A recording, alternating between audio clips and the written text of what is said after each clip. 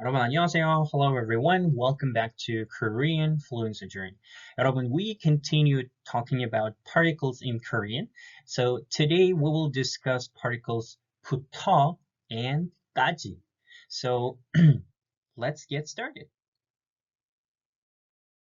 So what is 부터?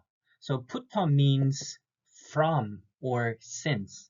In English, they are particle 부터 is translated as a preposition in English from and or since. So it shows the starting point of time or place, and it has similar form in English, which is from. So from somewhere to somewhere, or from, let's say, Monday or since Monday, things like that. And let's look at the example sentence because it will be easier for you to understand. So number one is 오전 9시부터 수업이 있어요. 오전 9시부터 수업이 있어요. I have a class from 9 a.m. So I have a class from, so here from 9 a.m.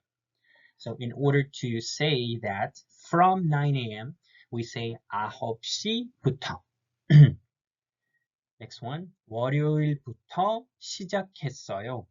월요일부터 시작했어요. I started from Monday. So the same preposition from Monday. 월요일부터 시작했어요. I started from Monday. And number three, 어제부터 아팠어요. 어제부터 아팠어요. So I've been sick since yesterday. From yesterday, since yesterday, right? 어제부터 아팠어요. So, and remember that we do not put any space between. We need to write together as one word. 9시부터. There is no space between 시 and 부터. And there is no 월요일부터 and 어제부터. There is a general rule in Korean, like we do not separate 조사, the particles, from the words that they are used with together, right? So in English, like here, you just separate it, right? From Monday, since yesterday. But in Korean, 조사, those particles, 에서, from, that we write them together. That's the rule. Okay, so that was 부터, from or since. Let's look at 까지. 까지. So what is 까지? So 까지 is the also a particle. It shows the ending point of time or place. So you can use it for time and also for a place as well. So similar to English, to, until, or up to. To, until, or up to. And let's look at example sentences. 오후 5시까지 일해요. 오후 5시까지 일해요. I work until 5 p.m. Until 5 p.m. So till 5 p.m. 서울부터 부산까지 갔어요. 서울부터 부산까지. So that's the ending point of place, right? Till Busan, to Busan, right? You started from Seoul and you went to Busan. So the ending place, the ending point of place is Busan. So to Busan, you need to say 부산까지.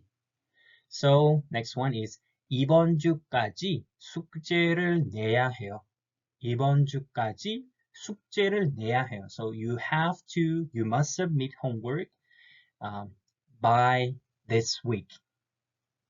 By this week, right? So 이번 주까지, till this week. So 이번 주까지, that's the ending point of time.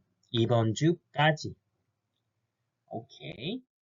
And sometimes you can use these two particles together in one sentence.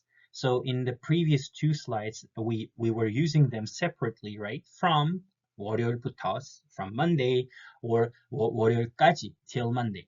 But if you want to show a range of time, or place, you can use these particles together at the same time in one sentence. So let's look at example sentences here.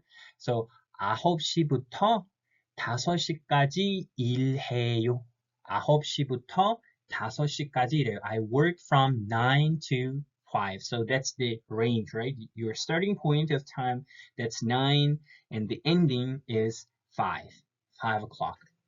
So 월요일부터 금요일까지 학교에 가요. 월요일부터 금요일까지 학교에 가요. So I go to school from Monday, that's the starting point of time, to Friday. That's the ending, right? Point of time. So from Monday, 월요일부터 금요일까지. So you can use it as you can see here in the example sentence, they are used together in one sentence. 월요일부터 금요일까지 학교에 가요. And the third example sentence is 서울부터 부산까지 기차로 갔어요. 서울부터 부산까지 기차로 갔어요. So I went from Seoul, that's the starting point of place, to Busan by train. So to Busan, it's the ending point of place, right? So that's why we use 서울부터 부산까지. So we use these two particles at the same time in one sentence, not separately. But it depends on the situation as well. So if you want to say from Monday, so separately, you can use also 월요일부터. It's not a must rule that you have to use them all the time together. No, that depends on the situation, on the context, and yeah, maybe the person knows when you started, right? So they are interested in when you are going to finish, let's say your work or something like. And then in that case, you can just give the information using 뭐뭐까지, till, right? Up until. So that's it. That's the what I have for 부터 and 까지. Just be careful with the pronunciation of 까지 because it has a double consonant 상기역, and we have to stress the first syllable 까, not just 가 or 가. We have to say 까지. 까지. So 월요일까지. So till Monday. 월요일까지. So I know it's a little tricky, but we're not going to analyze the pronunciation in this video. Well, I'll try to make another video for these kind of rules. Okay, so that's it. And I have two practice exercises for you. So yeah, here both can be used with time and place. 부터 and 까지 often go together. So, but you can also use them separately. So as we did in first two slides. And 부터 can also mean the starting point alone, and 까지. So yeah. And practice exercise number 1, you can just fill in with 부터 or 까지. So we have 10 sentences here. So 저는 아침 from 8 a.m. 8시부터 공부해요. I start studying from 8 a.m. right? And number 2, 학교는 9시 땡땡 3시 땡땡 열려요. So the school is open from 9 a.m.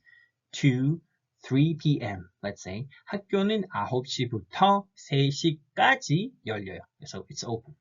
Yeah, I did already 2 sentences, so you can work on the rest 8 sentences. So that was practice exercise number 1.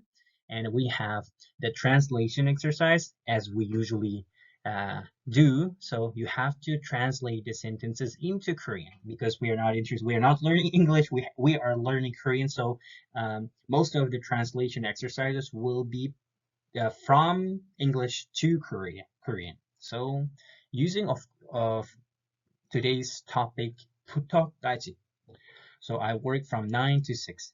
9시부터 6시까지 일해요.